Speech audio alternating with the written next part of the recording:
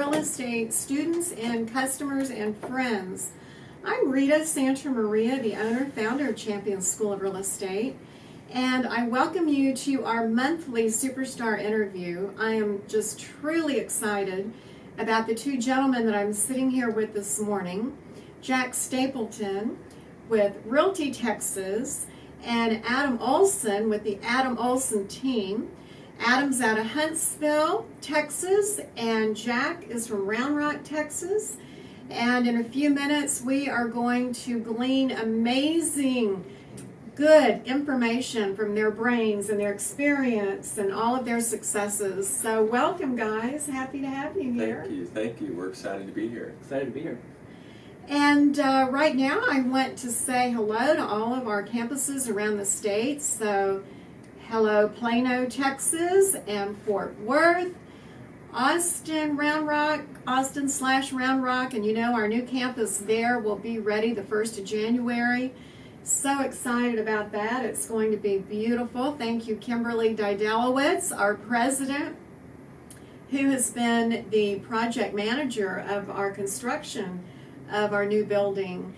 It is right on the 620 feeder road, the 45 tollway, and 183.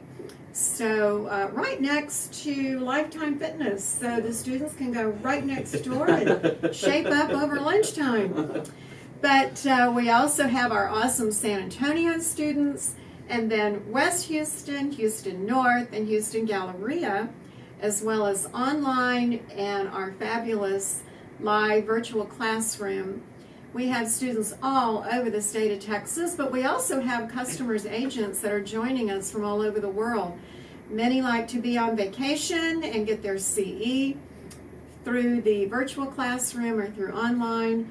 And I just have to say, with the new catalog for 2019, you will be able to see every single one of our interviews for next year. And I have a wonderful grouping of experienced agents, fairly new agents, and those that bring something different to the table. But I am so pleased today to be able to have these fellows here because you just can't imagine the different accolades and awards that they've gotten. And I'm just going to start to my far left with Jack Stapleton. Good morning. Good morning, and Jack is the owner-broker of Realty Texas, and that is such an awesome name. So impressed that you got that name. Thank you. He I'm proud of also, he is the 2018 Broker of the Year and past president of the Round Rock Association of Realtors. And in talking with Jack just a couple of weeks ago when I was in Austin to get to know him a little better, I was so amazed at how he decided to go into real estate and then decided to have his own brokerage firm. And obviously, you're just a very nice person because he has all of these awards that say you're a nice person. So as well as being competitive, very successful, broker owner of Realty Texas, he also has these great awards. And then we have Adam Olsen. And I can tell you, Adam, our students watching right now, and hello all of our wonderful customers, you all need to be sure to have your iPads out, pen, paper, to take notes from these two amazing people. But if any of you are on the younger side getting your license, and I truly mean age-wise, Adam is the one that graduated from high school and at 18 decided to go into real estate. We're going to talk about that in just a few minutes. And it's just amazing how if you do the right things and you focus on considering real estate as a true job, you can for sure grow it into an amazing company as you have. Thank you. So amazing that I hope he tells us how last summer he was in Africa, in Dubai, speaking in front of a couple of thousand people on entrepreneurship, on investing, as well as he was on the podium with Vanilla Ice, I heard, and Mandela's grandsons. So that's just too cool. Yes. Congratulations. Thank you. Both of you. Thank you. Just so Thank happy you. to have you here. Okay, so let's get started with all the good information that I know our customers would love to hear from you. So I'll start out with the question that I love to ask everybody. What was the defining moment when you decided to go into real estate, be your own boss, be an entrepreneur? And since I'm looking at Jack right now, I'll just start with Jack. Sure. It would have had to have been back in 2006. I just moving to Texas. I had been flipping fourplexes for a living, and I got to the point where, I thought what most consumers thought, I can do this. I could be a realtor. I can jump into the game. Flipping fourplexes. Flipping fourplexes. Just saying that's kind of difficult. Right. That was a defining moment, I think. Moving to Texas, having a fresh start, selling a business that I had in California. And when I came out here, it's a lot, unlike you, Adam, most people in real estate, this is their second, third, fourth career. Exactly. And so after I kind of sold off my prior business, I was reinventing myself. What am I going to do in my next life? And I loved real estate. I love people. I love flipping properties. So I jumped into this business as a full-time career. And I loved it so much I haven't flipped a single fourplex since. So you specialize in residential. I do.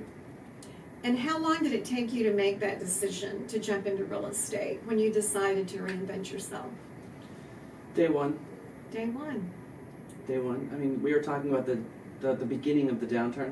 Uh-huh. And so investors dried up and our market turned into short sales and foreclosures. Okay. And that was the opportunity. And so investors were heavily going after the residential foreclosures that were in the marketplace. And you knew real estate from flipping properties in California. Yeah. So how long have you been in Texas? Since 2005. Okay, good. And you have made such a name for yourself in the Round Rock area, Williamson County, Austin, that entire region. And I also want you to know he has about every designation behind his name, the NAR designations, and we're so happy because our Austin group gets to very possibly have Jack as an instructor for some of our designation classes. And welcome aboard. We're so happy Thank you. to have you. It's nice to be part of the family. You've got a really good group of people. We have an awesome group of You do. people all over the state. Thank you, thank you. They make me look good. So, Adam Olsen, you got your license, 5 years ago? About 5 years ago, so about 4.5. And it's been great. What was your defining moment? That's a funny question. I actually never thought about going into real estate. I grew up in the show cattle industry, traveling all over the country showing cattle, and I didn't really know what I wanted to do after high school, and so I thought that I would go into something in the cattle industry like auctioneering or something of that nature. And it was actually a statement from my very wise mother to explore the opportunities in the real estate world. And that's whenever I signed up for Champion School of Real Estate and got my license. So really it wasn't a thought that I had. It was a thought that a family member, my wise mother, and it's been great. I mean, it has been truly incredible. I never thought that I would be in the position that I am now in the real estate business, and I absolutely love it. I hope she's watching today because it's always a good thing to give credit where credit is due. Exactly. And how wonderful she must feel Yes. to see your success. Yes. So over these 4.5 years, you've grown your team to, I think, about 10? Almost 10. So we've got 4 full-time employees. We've got our transaction coordinator, our assistant, we've got our photographer and videographer, and then we've got our sign boy, and then we've got, I believe, 6 licensed agents. We sell all over the greater Houston area, Mm-hmm. from Huntsville all the way down to Houston, and even as far out as Crockett, Leon County. And we've done everything, so commercial, farm and ranch, residential, you name it, we've done it. You have. I was so interested in reading the bio that I asked these fellows to send over, and it's unusual for an agent to sell farm and ranch, commercial, and residential, and as you said, you name it, we sell it. And how fun to have someone with us today that does sell farm and ranch, because that's very different Exactly. from selling a house, and that is a whole different niche in itself. It is. So with having all of these other wonderful people surrounding you, I don't want to also miss saying you've got many recognitions. You're a rising star. You definitely have been recognized by HAR, and we love Huntsville. I mean, they're the neighbors straight to the north. It's almost Exactly. like another suburb now, because 45 is just straight 8-lane road all the way up.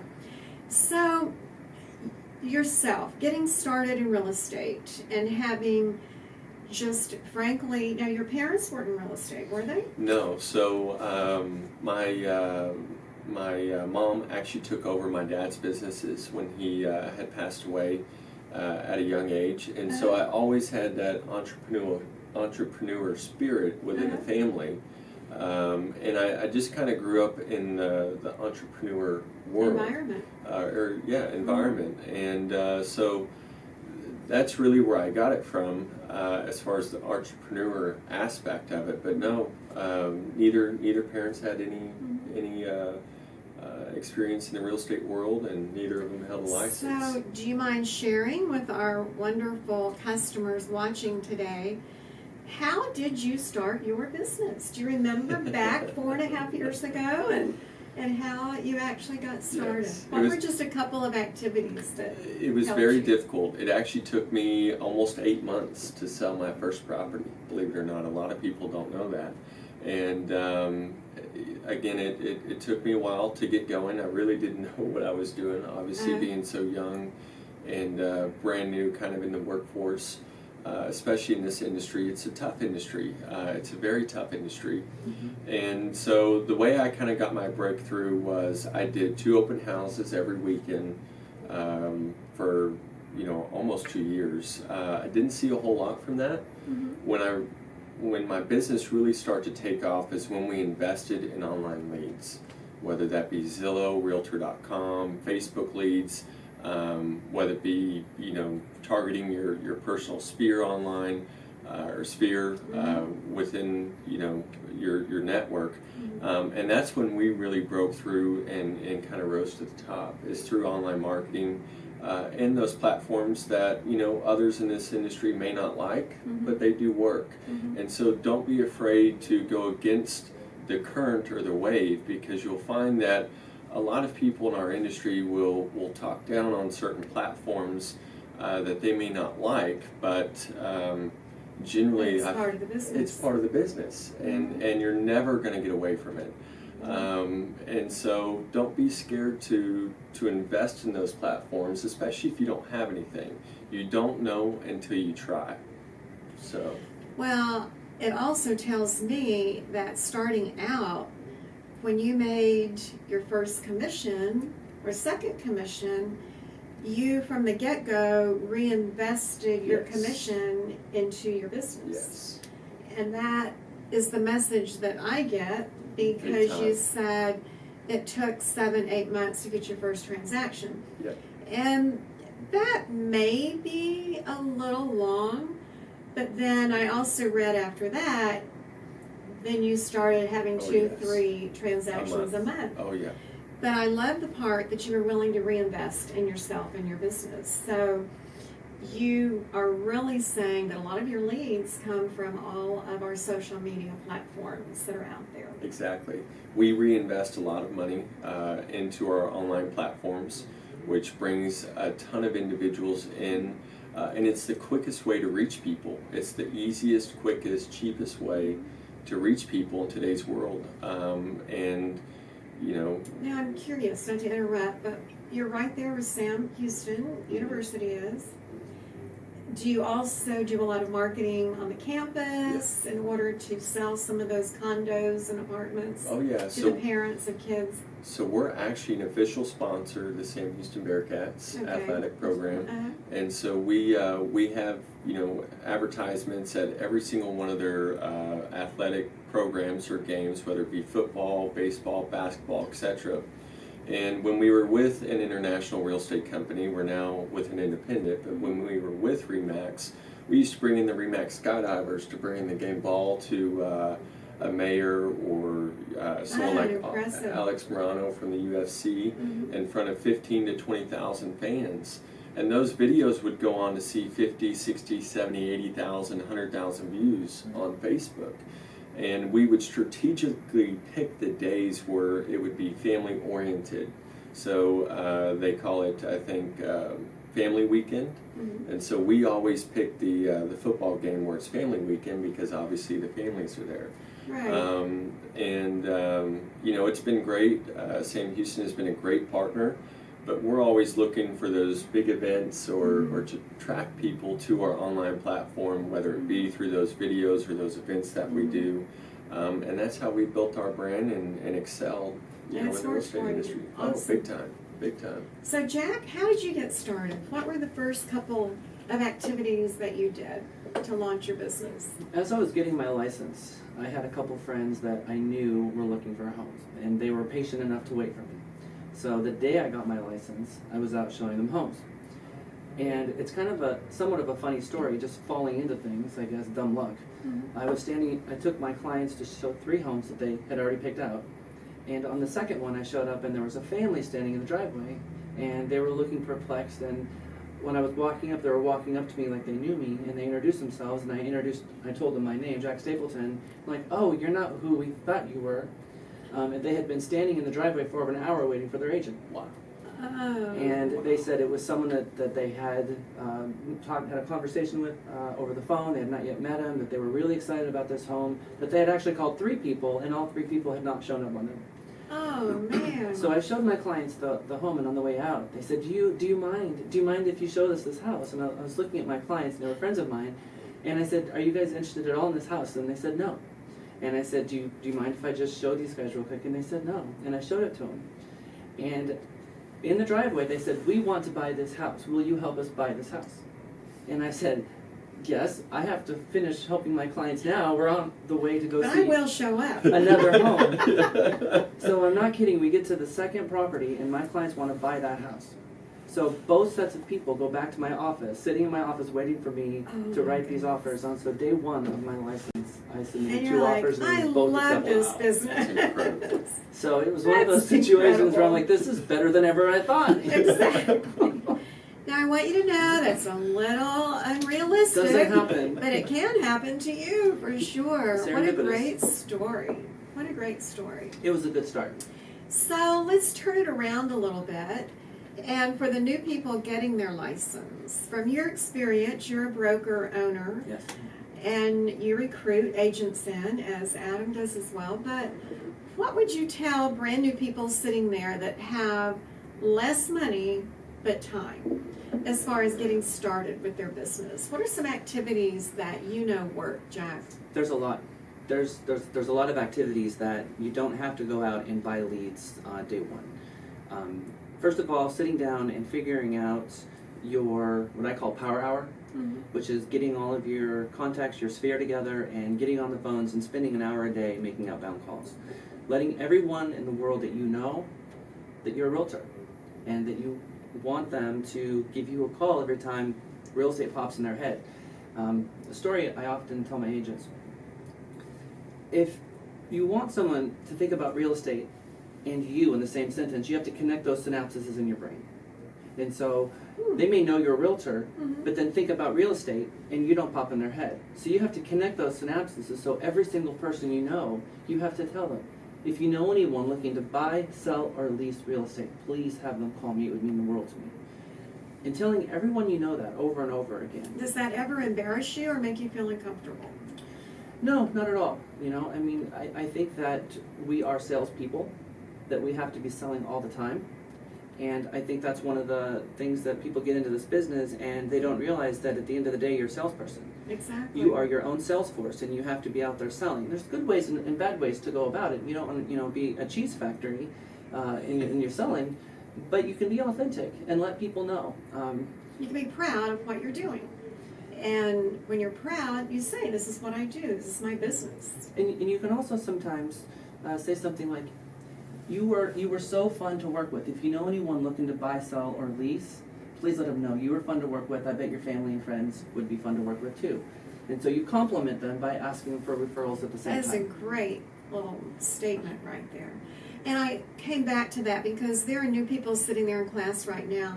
And when you said that you have to tell people you're in real estate and do you know of anyone that might be looking for a house, they just instantly had a little stomach ache. But that's what we do.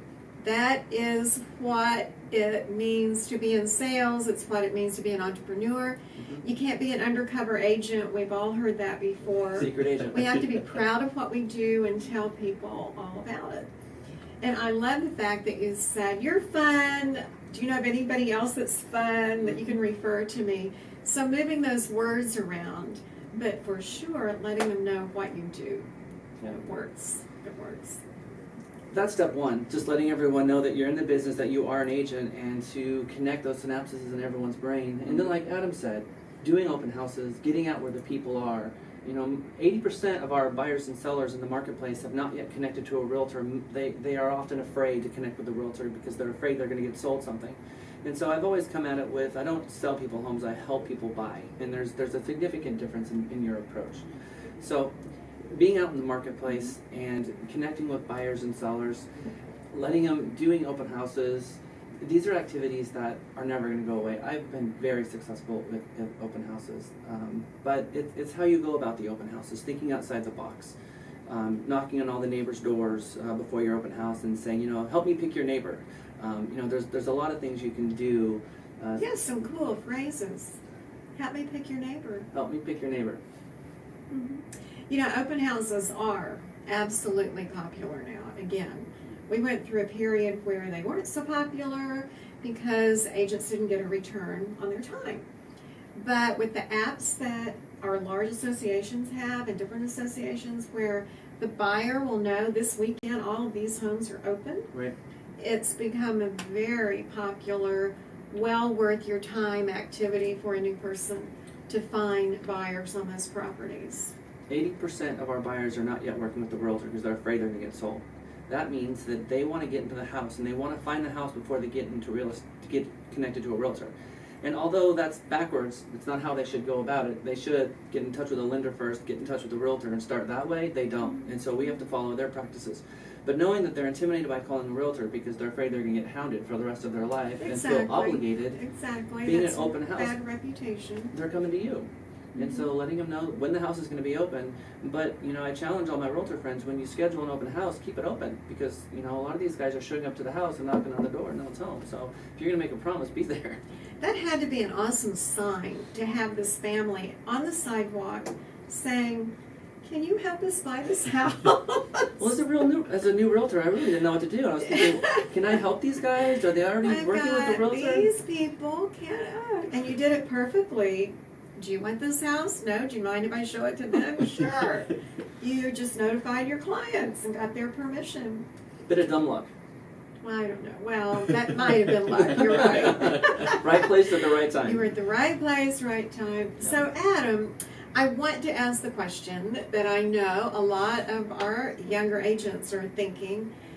At 18 years old, how did you overcome that potential objection that might be in the brain of older people? Should I work with this 18, 19, 20-year-old young man? How did you deal with that? How did you make it work? You know, surprisingly, a lot of people didn't ask. I love that answer. I think it's more with how you come across in your presentation or your confidence level, because when you're talking to someone one-on-one, you can tell if they're nervous, you can tell, if they don't know what they're doing. And so what I would do before I went into any house with any client or any open house is I would study that MLS sheet. So I knew the square footage, I knew the price, I knew if it was on a septic or city water or city sewer, whatever the case may be. And when they would ask, I just reaffirm that information because I already knew it. I studied it while I was driving to the property to show that prospective client or hold that property open. And so I think it's just being prepared. And so many times we see agents get into business, especially ones that we've hired, and they don't necessarily practice or they don't read the information through before they contact the individual. And so it's very important, and I know that it's getting shoved down your throats and you're thinking, I don't want to read those scripts. Read the scripts, especially when you're new. It's very important that you do practice, role play, but don't spend your whole time practicing in role play. That's the other trick that I see new agents go down, is all they do is practice and role play. They don't get out in the real world. Really do it. And really do it. And then, the other thing is, well, I don't have any business. Great. Go around your office, talk with the experienced agents, say, hey, if you have any houses that you need held open, can I hold them open? Or, hey, if you ever get in a bind and you have a client that wants to see this house, I'll go show it to them. You can still have your client. You just pay me a small fee. You're getting real world experience for nothing. And you don't have anything else going on. So don't be afraid to ask those questions and connect with the people in your office, because those are the individuals that are going to help you most, and generally the ones that are going to refer you business when they're busy.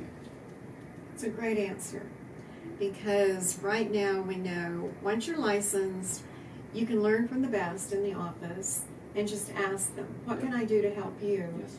In the meantime, it allows you to shadow them and see what a real working experienced agent does. Exactly. So it's great advice, very good advice. So I read as well that from the beginning, and correct me if I'm wrong, you always wore a suit and looked sharp like you do today when you showed up. I mean, both of you look sharp. And Always wear a suit. every time I've seen Jack, he's been dressed professionally.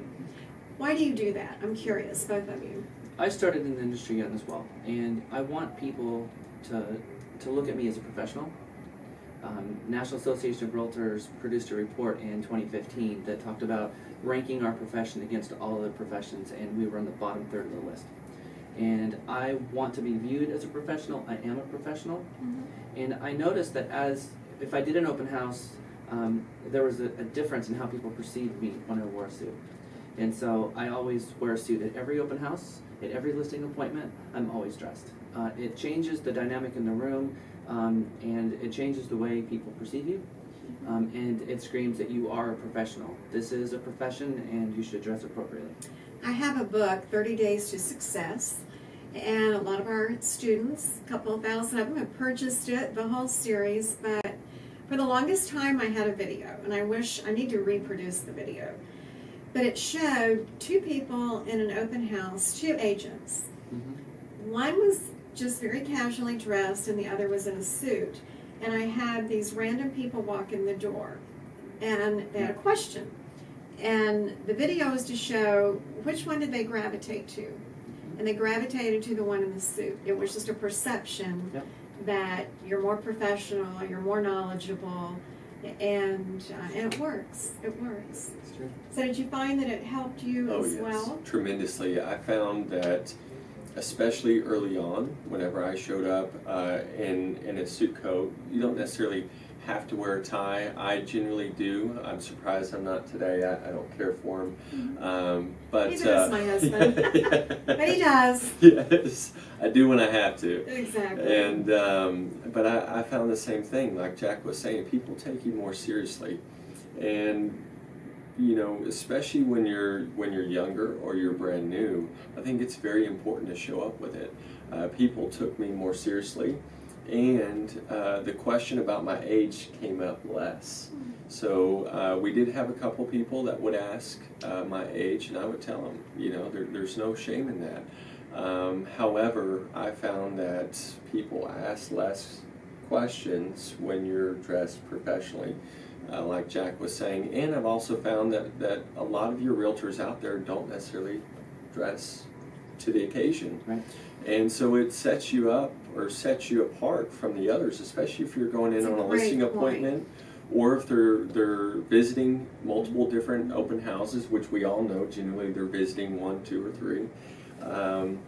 And so it's just it's a branding mechanism that sets you apart from the others. There's 130,000 realtors in the state, and you have to separate yourself somehow. Yep. And that's a good way to separate yourself as the professional. An easier way too, Yep. from the get-go. Oh yeah. So I have another question, sort of in that area. When did you know, each of you, that it was time to bring somebody else on board to help you? So was it like so many months in the business, so many years in the business? Did you find out that you had more leads that you could handle? When did you decide, how did you decide to bring others in? Because as we all know, it means that that hard-earned money you're making is coming out of your pocket, and you're sort of help feeding another agent. So how did each of you decide it was time to add to your team? Jack? I've been self-employed since '99, so I have always had staff, and I know the importance of staff and having the right people in the right positions. So when I got my license, the first thing I did was get an assistant. The first thing you did. And it's important because That's a huge step. it's important, I think, because you get a license to do license activities, and putting up signs and lock boxes and building flyers. These are not license activities. You should be spending all of your time prospecting, building your pipeline, doing things that require you to have a license, and farm out everything that doesn't require a license. Now, most agents aren't going to start with a licensed assistant or an unlicensed assistant. That's not usually how people go. I highly recommend it because it really, and a lot of times agents will be their own assistant, and they'll be a really good assistant, but they're spending half of their time separated from prospecting. And if this is a prospecting business, the more time you're spending prospecting, the less cyclical side of the business you're gonna have. Most of the agents I see that I try to help, they prospect, get 3 or 4 clients, they start working those clients and stop prospecting. Those 3 clients close. Now they're sitting there with no pipeline, no business, money coming in. no paycheck coming. They've got the same amount of expenses but no paycheck, and that's when the fear sets in. And so you can kind of lessen the cyclical portion of the business by keeping your pipelines filled. And the best way to do that is to never stop prospecting. And to focus on that one aspect. Because really, quite frankly, having a license means you can have good conversations, substantive dialogue regarding real estate. That's the difference between a licensee and a non-licensee. Right. So you should be out there talking about real estate all the time. Exactly. And the paperwork and putting the signs in the yard and all of the other ancillary activities go minutia. Important minutia, Yes, ma'am. but you're like the rainmaker. We used that term years ago. And you're out there prospecting so that you have continuous business. And the word that he used, you'll hear it a lot, it's having money, commission in your pipeline. And you always want to make sure that as you go from month to month, you have money coming in from potential closing the next month. And it's a great point, and what a huge step for you that you did it from the get-go. What about you, Adam? When did you decide to add to your team, and why? So mine was a little different, and I think Jack has a great point there. I found myself, whenever I got in the business, doing a lot of activities that an assistant should be doing or another individual should be doing. But it took me a while. Like I said, it took me 7 months to sell my first property. So, and you didn't give up, though. Exactly, didn't give up, and I think that's very important. A lot of people do give up. They do. And it's not going to be overnight success. But anyways, I think we hired our first assistant about 2 years in the business. That was after me and my business partner Andrew kind of joined up. He was officing across the hall from me with a different agent as a buyer's agent, and he took over my business as I was out of town and was going through my follow-up boss and said, "Adam, you're missing a lot of stuff." And I'm like, "Oh Lord, that's not good." And you took it very seriously. Yeah, took it very seriously. I mean, it was unacceptable. It's just that simple. It's completely unacceptable. And Andrew came over, started helping me, working with me, and helped me build our team. From there, once we kind of got everything ironed out between us two and getting leads and selling homes, we hired our first assistant. You're going to go through trial and error. We went through, I think, 2 or 3 to get the one that we have now, who's absolutely amazing, Emily. And from there we just grew. So we hired the assistant, then we started adding team members, and then we added our transaction coordinator, and then our sign boy, because we started getting so many listings. Tell our new people what a transaction coordinator is. So a transaction coordinator helps you get that file, especially if you have a team with multiple agents, helps you get that file once you put it pending all the way through closing, because there's a lot of things that happen between pending and closing: inspection, survey, appraisal, things that the lender needs, and documents. And so, as I'm sitting here, I can't send documents to the several files that we have pending currently, and so she's doing that. She's making sure that everything is done from beginning to end, that we don't miss anything, and that it's all done on time. Now the agents, even myself on my own deals, are all involved through that process. It's just extra eyes on the back end, and they just ensure that everything goes smoothly and you don't have any issues. So that tends to be an ongoing question when I walk into sort of an SAE class where they're licensed for 1 or 2 years. They know they have business now, and I'll ask, anybody have any questions about anything? I get the most interesting questions. Sometimes it's, where did you buy your shoes? And other times it's, gee, I'm thinking about an assistant. How do I know it's time? So I think it's time when, first of all, you're getting business in your pipeline and you're discovering that you're doing minutia activities instead of out there meeting, greeting, prospecting constantly for continuous business, because that's what the true salesperson professional is doing. So being an entrepreneur, being your own boss, what makes you get up in the morning, get out of bed, and jump into a real job? That, I think, is why some people don't do as well. I think that's why some people don't stay in the business, because they are not operating their career as though they are in business. What gets you up and out and going every day, Jack Stapleton? Fulfilling my promises. I have passion, and I think if you're going to be a successful realtor, a successful agent, or a successful anything, you've got to have passion. If you don't have passion for it, you're not going to get up, you're not going to have the energy and the drive and the enthusiasm to jump out and move and inspire people. And real estate, there's a dream behind it. People spend their lifetime dreaming about buying a home, and that home ownership is real, that dream is real, and I'm very passionate about it. And I started with a very high commitment to education. You mentioned I have my designations. I went and got all of them. I needed to separate myself from the pack early on. I found success from day one, but I continued being educated because I know that there's a deficit of education out there, and I wanted to know all that I could about this field. What do you think education does for you? What did it do for you as you kept adding other designations? I ran into situations where I knew the answer continually. I knew what to do continually.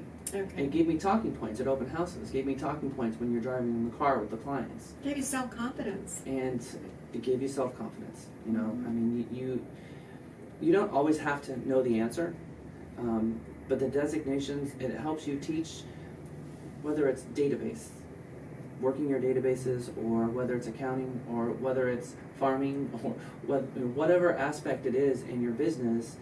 these designation courses, taking the pre-licensing courses helps you to pass your test, but to really understand this business and to really get a launch, the after post designations, after license post designation courses, Brings it to another level. that separates you. And you're being taught by the top producers that really sharpen your pencil, and you learn how to be a realtor. So, what gets you out of bed in the morning and up and ready to go? I'm going to piggyback off what Jack said. It's passion, and it's passion for the real estate industry. It's passion for the clients. I will tell you that I really love and enjoy my clients. Of course, you're going to have some bad ones. It does happen. But overall, I mean, it's just the love for people. And, I also have several individuals that depend on me. And I depend on them. And so it's not only my clients and my business, but also the people that work for me and the team to bring it all together. And just, you don't want to let anyone down. And if that means you're up at 7 and in the office and you don't leave till 2 in the morning, that's what it means. And I've done it several times. It's just what it takes. And like Jack said earlier, it's fulfilling those promises. You never want to let anyone down. And when you really love what you do and you love the people, even though you have those tough days or those hard moments, because we all have it, I can assure you that all three of us sitting at this table have had down days or days where you don't necessarily want to go, but you wake up at 7, 8, 6, whatever the case may be, 5, 4, and you're out the door. It's because you're passionate. You are, but I think you also don't want to let yourself down. Yes.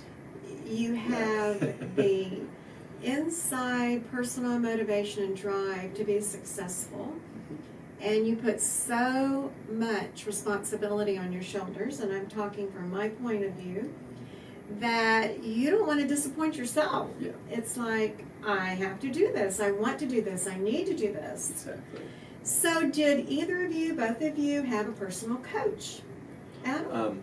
I do, and I have had several. I've attended a lot of events. We were talking about it just before this live interview, and I've attended a lot of events. I'm a huge, Tony Robbins, Les Brown, Gary Vaynerchuk, JT Fox, currently coached by the JT Fox organization, a great organization. That's actually the platform that I've had the opportunity to speak on in South Africa, as well as Dubai and in California, just outside Disneyland, in front of 2,000 to 3,000 entrepreneurs, with people like Vanilla Ice, JT Fox himself, George Ross, the former right hand to President Donald Trump, as well as several. That's exciting. I'm impressed. Thank you. Wow. Even Hugh That's Hilton huge. from Hilton Hotels. Wow. So a lot of different individuals. It's been a blessing, to say the least, a huge blessing that I'm very grateful for. And it's just been great. You had a little blurb. It was in the Producer magazine that Taylor Whiteover publishes. Yes. He's an amazing guy. He is. He's a great entrepreneur. And you said you also look for people to join your company that know how to laugh. Yes. And I loved that, because during the day, I love it when I hear our staff or our students laughing. Yes. And I know they love it when they hear me laugh. Yes. It's like, things are good, What Okay. about you and a personal coach, Jack? Everyone needs to be coached. People looking from the outside in always gives you a perspective that you can't see. I'm coached by a group called The Core. You have to get to a certain production level of about 10 million a year in production before you're invited into The Core. They give you a token, a challenge coin that you're supposed to carry around with you that says, I can generate 100 leads a month. And I'm taught The Core, and then I teach my agents The Core. And yes, coaching is absolutely critical. If you're trying to be the best at what you do, you have to continually invest in yourself, invest in your business, and coaching is inevitably the most important part of your business. We truly believe in coaching. And we brought in the last 5 months Logan Stout, who is retired professional baseball player, and he brought in other professionals from different walks of life. And the agreement was that at the end of the 5 sessions, we would have the 5 video sessions, which we're going to make available to our students. We had not done that before, but without question, I think you need people that hold you accountable. Yes. And I think I'm pretty good at holding myself accountable, but I also know that with my team, if I tell them I'm going to do such and such by this date, I've got to do it. Yep. Mm-hmm. And as agents that are out there on your own without a true big support team, you've got that coach that says, this is what you need to do. Have you done it? When are you going to do it? Exactly. Well, let's change the direction a little bit. Have you had, and I know that you started out talking about technology. What new technologies are in your business today that you feel as though, A, you can't do without? And I know you're like president of the MLS in the area. Right. So most definitely Jack is very technological and understands what we need in that realm. What are the technologies, even software, that you believe everybody has to have at this point in time, or ones that you see are disruptors to our business? What's your idea in that particular area, Jack? Sure. I come from a technology background. I was a Microsoft Gold Certified Partner. I am a MCSE, which is a Microsoft Certified Engineer. For 15 years, I've built software for a living.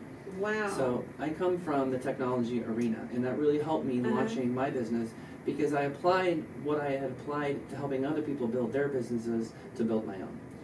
And that's not the case for everyone, but I often see actually technology getting in the way.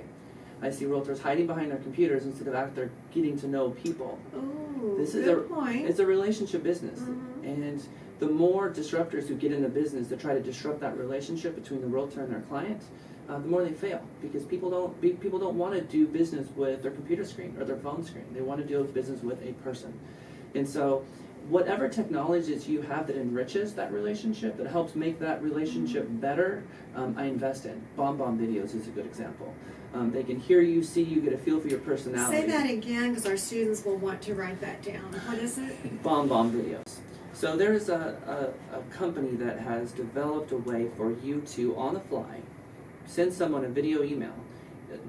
Previous to this, you'd have to film a video, upload it to YouTube, save it, wait for it to finish dithering, and then send a link to someone. And it was a 3 or 4 step process, because you can't just take this video that's 300 or 400 megabytes and send it to someone. It's stuck on your phone. This gives you a way to send a video in a text message or a video in an email live within seconds. You know, hi, Mr. and Mrs. Smith, this is Jack Stapleton, and they get a feel for me, for who I am. So all the technologies out there that are enriching that relationship, those are the ones that we put money in. I love it. Great advice. I should have known you had technology in your background. You talk about it a lot. Wow, that's incredible. I know it helps you a lot. It does. And Adam, what about yourself? So for us, we use a lot of lead gen platforms online, as well as some others. I used to use BombBomb, and we invest heavily in Facebook and online platforms within the real estate industry, like Zillow, Realtor.com, etc. We see that a lot of your traffic nowadays, they're not necessarily driving by the house. They are after they looked at it online. And so we're trying to attract those individuals online with hopes that they either reach out, inquire, or we can reverse target them to eventually inquire through our platform. And so we invest heavily in Facebook, and it's taken us a while to gain following on that page. But if you invest and you make a post every day or 2 every day, right now we're at 3 posts a day, eventually, maybe not in a month, maybe not in 2 months, maybe not in 6 months or 2 years, but eventually you'll build your page up to where you have a following, and then from there you'll start receiving leads or inquiries, etc. I mean, we get referrals from individuals that say that they know us. have no idea who you are, you know. And the reason why they know us is through social media and through those online platforms. So it's a great tool, but Jack makes an incredible and great statement about there's a lot of agents that hide behind the computer screen, and at the end of the day, it is a relationship business. And so these tools are just to get people in the door, and from there you have to do your part to get them to the next step. With Because the personal touch. exactly, I mean, the personal touch is still there, and I don't think that the real estate industry is ever going to get away from it. I really don't. I don't think so. I really don't. You know, a lot of agents are scared that these bigger companies are going to take over with the lesser commissions, and yes, they will take part of the market share, but I don't think fully they're going to take over, because at the end of the day, people want to feel comfortable. They want that personal touch, and they need to be guided through the process, They and they truly want to be to guided. see you. Yeah. They truly want to know who you are and feel comfortable that when they hand over their big investment to buy this property, that you are legit. Exactly. It comes down to trust. Yeah. You know, It's building- trust. That is part of, there are agents that are really good agents that sell no homes, and there are realtors that are brand new that are selling a ton of homes. And the distinction between the two is the trust that they build at the initial appointment. I've always said, if you can make someone feel comfortable on their own kitchen table in their own home, you've gone a lot way to getting that listing appointment taken. Yeah. And as you had said, it comes down to being properly prepared. If you walk in and you've got a plan of how you're going to sell their home, and you don't make the listing appointment about your dog and your cat and how long you've been married, which is the substantive dialogue a lot of times in a listing appointment, Sure. but what your plan is to sell their home and what you're going to do differently, that's how you're going to win a listing appointment every time. And that is a true balance Exactly point. But right. go ahead, you were going to say something And to Adam. in terms of technology, Adam, I agree with you. We use a company called Chime. It's a third-party CRM.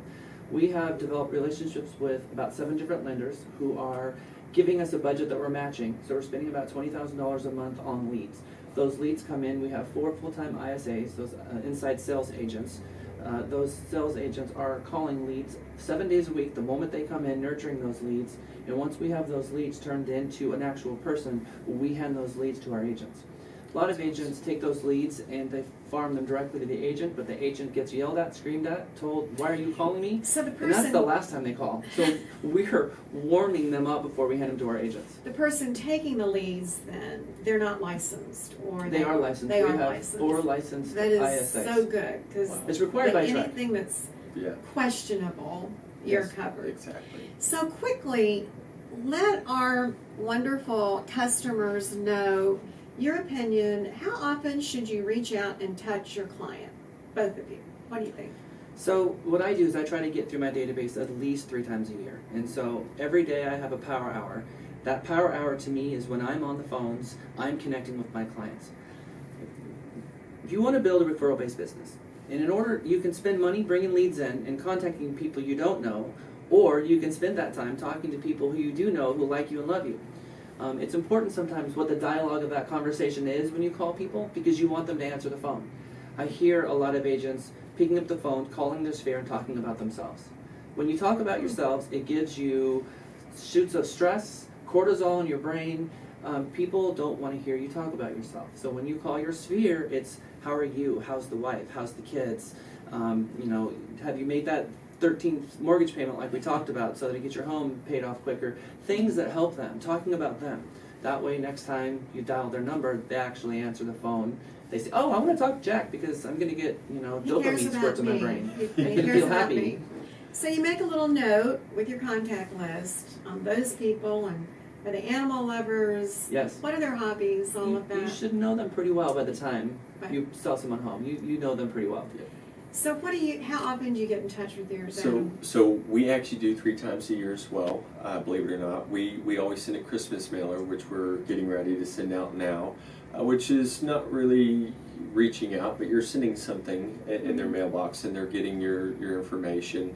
Aside from that, we do 2 other events a year, both at Sam Houston State University. For their family weekend, we invite all of our clients out for our big event that we're having, whether it be the skydivers come in or a giveaway or whatever the case may be, and we give them all tickets to the game. Generally the kids get pictures with Sammy the Bearcat or whatever the case may be. and then it's a great time at the tailgate as well. Then we also have in the springtime at their baseball game, we have their baseball lounge where we have it fully catered, food, drinks, etc. The kids get to line up with the baseball players on the white lines there to home base with the national anthem. And this year we're actually bringing in a cool guy. You might have seen him online. He paints the imagery while he sings the national anthem. He's been at a lot of NBA games. Oh, goodness. And so we like Yes. bringing in people like that to get our clients there and to bring other people It's very from special. the community to watch. And then we take that video and we put it online and we reach a ton of individuals, and we hope that they say we want to do business with them. And again, Because you're they're fun. reinvesting. Exactly, because they're fun. You've And got to have fun to do this. it's giving back to your clients, and they want to be appreciated. And so it's funny, I was on the phone last night with a team member, a new team member that's been on multiple successful teams in the Houston area. We're very excited to have her, and she said, Adam, I want to get to where we're doing one client appreciation party every quarter, so 4 a year. And you know, there's nothing wrong with doing that. The more times that you reach out to your clients, whether it be through your database, an email, a phone call, or a client appreciation party, or just taking them to dinner. You know, Exactly. there's a lot of them. Or lunch. Or lunch. You have to yeah. have lunch every day. I'm a huge proponent of taking your clients out Yeah. to lunch, showing up at their door doing Popeyes with a pumpkin pie on Yeah. Thanksgiving, Yeah. continually doing stuff like that.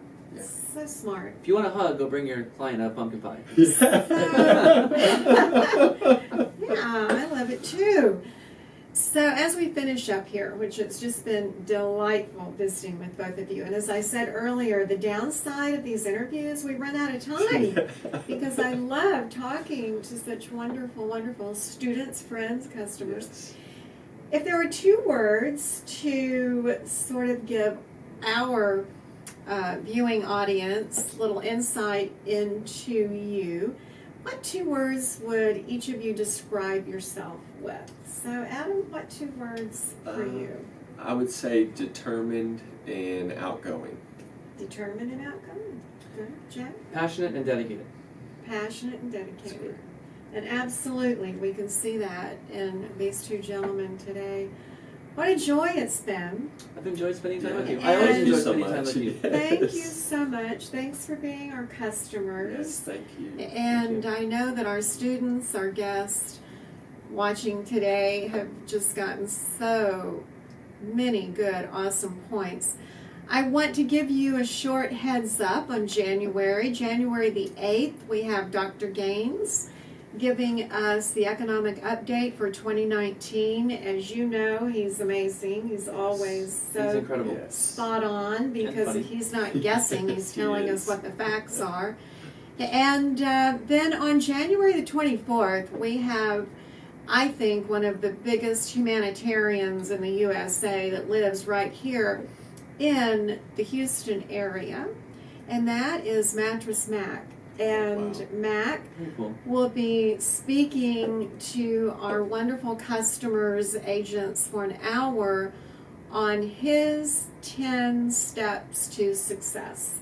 He is a major entrepreneur, as everyone knows, and Yes. during Hurricane Harvey opened up all 3 of his humongous stores to basically homeless people and their children and pets, fed them, found beds for them, and he's been that way forever. Generous heart. He's an amazing guy. An amazing Amazing guy. guy. We love Mattress Mac, and he will be here January the 24th as a motivational speaker. Nice. And just to give us a wonderful little shot in the arm that we all need as self-employed people. We need all of those upbeat Yes. talks as we had today. So I want to leave everybody with a recommendation on a new book. I love to do that. We all remember Dale Carnegie, How to Win Friends and Influence People. Well, there's a new book out by the Dale Carnegie Association. And it's How to Win Friends and Influence People in the Digital Age. So as we are more digital, it's how to use the technology and still give it the personal touch. So I recommend that. And then we will wish everyone happy holidays, I thank Jack Stapleton Thank with you, Rita. Realty Texas, and I thank Adam Olsen with the Adam Olsen team. Thank you so much. And it's been a great hour. Thank you for your business, everyone watching today. Without your business at Champion School of Real Estate, we don't have one. So thank you so much.